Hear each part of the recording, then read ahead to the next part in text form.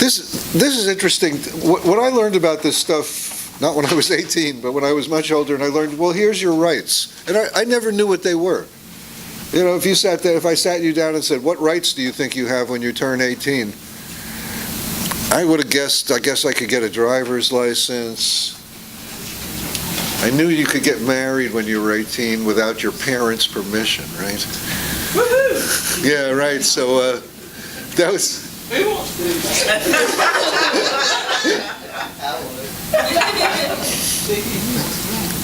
Then the right to vote, which is a big deal these days, I believe. I mean, you should all be paying attention to that. We have such close and important elections. There's more of these. The right to travel is a cool one. You don't, as a 17-year-old, you don't have the right to pick yourself up and travel anywhere you want in the country or the world.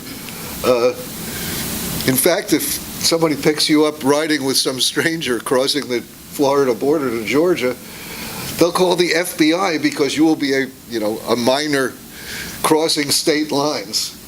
So when you're 17, you don't have the right to travel. When you're 18, you do. So you can just like, great, I can go somewhere now, without asking my parents to take me or give me permission or something like that. So that's a fun one. Some of these are more fun than others, right? Getting married and voting is kind of fun, but traveling is fun. Driver's license is fun. Others are a little...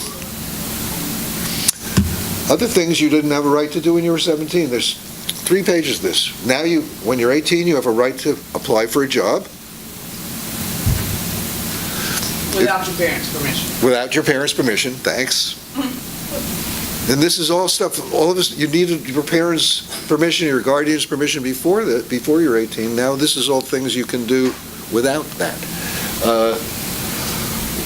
If you're getting governmental benefits, you can do the paperwork and receive them yourself and put them in your own bank account without anyone's help. Before you're 18, you need an adult doing all the paperwork for you.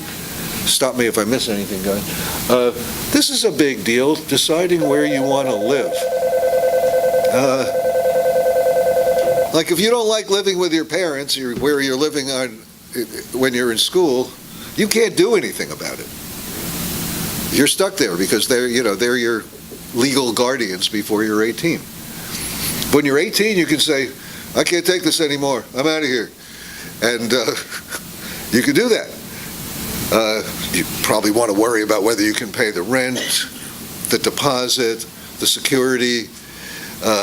What's that? That's just the beginning. Food. What's that? Food. Food. Oh yeah, the regular stuff. Food. Whether the landlord will sign a contract with you because you're some little 18-year-old who never signed a lease before, right? You're probably better than everybody else, but he says, I can't sign a lease with you. You just turned 18. I mean, I legally could sign a lease, but you're only 18 and you need references. So deciding where you want to live, it's one of the rights you get when you're 18. It's one of those ones that's a little hard to exercise right on that day that you turn 18, or probably don't want to. The right to make medical decisions.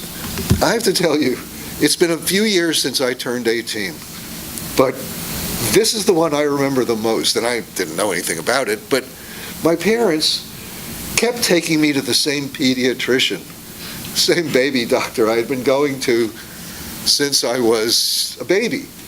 And there I am, now I'm in the waiting room, and I'm 16 years old, and I'm surrounded by a bunch of kids with colds and flus, and they're all 5 years old, and they're playing with toys on the floor. I just hated it. Just hated going to the doctor. He was a nice doctor, but I just hated going to a baby doctor. And and when I turned 18, I said to my parents, "Can I get my own doctor now? Can I find a new grown-up doctor for grown-ups?" And they said, "Yeah." But before that, sort of probably, they would have taken me a doctor before I was 18 if I really wanted to, but at 18, I said, well, I don't want that doctor anymore.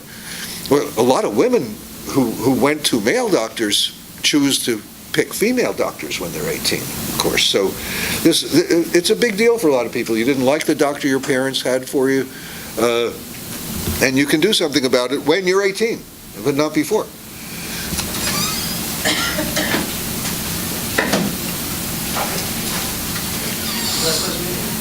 aiming in the wrong direction.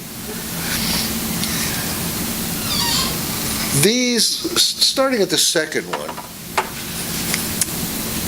when you're under 18, you don't have the right to even control who you see for friends or who you hang out with. Your parents, you're a minor, and your parents can tell you, I don't want you hanging out with that, that good-for-nothing, low-down so-and-so, so, we're not taking you to his house, we're not going to let you go there, and if we catch you there, we're going to drag you back, and all this stuff. But when you're 18, you get the right to control your own social life. You get the right to pick your friends and hang out with who you want to hang out with. Your parents don't have the same kind of pulling on you. Managing money, making contracts, signing contracts, and going to court with lawsuits are all other things you get when you're 18. So if you go off and sign the wrong cell phone contract, you can't even sign the cell phone contract when you're 17, but when you're 18, you can. And you now signed a contract, makes you have to pay them who knows what you signed. And it's your money to manage because you're 18.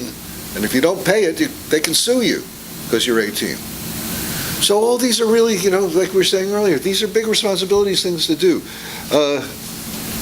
Nobody rushes into them by themselves, generally, right? You all have your circles of support going into them, your teachers and your families and your pastors and all this. So it's not, I'm sure you're not feeling like, oh my God, all of a sudden I'm turning 18 and this stuff is happening to me. I'll tell you a funny story, though. A friend of mine had a daughter who was a real video game nut, and she was playing World of Warcraft every night with friends from like all over the world. And you were making friends on the internet, right, through video games. Maybe it was something you don't want to do. When she turned 18, she looked at her parents and said, I have these friends in Brazil that I met on the internet, and I have a little of my own money, so I'm going to, and I don't think she had the vocabulary at the time to say, I have a right to travel, I have a right to spend my own money, and I have a right to hang out with the people I want to hang out with. But she said, I think I'm going to go to Brazil. She's 18 years old. Didn't speak a word of the language.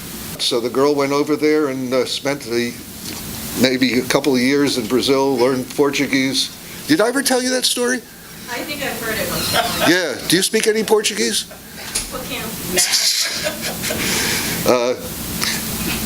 So my daughter turned 18 and said, I'm going to spend my money and fly to Brazil.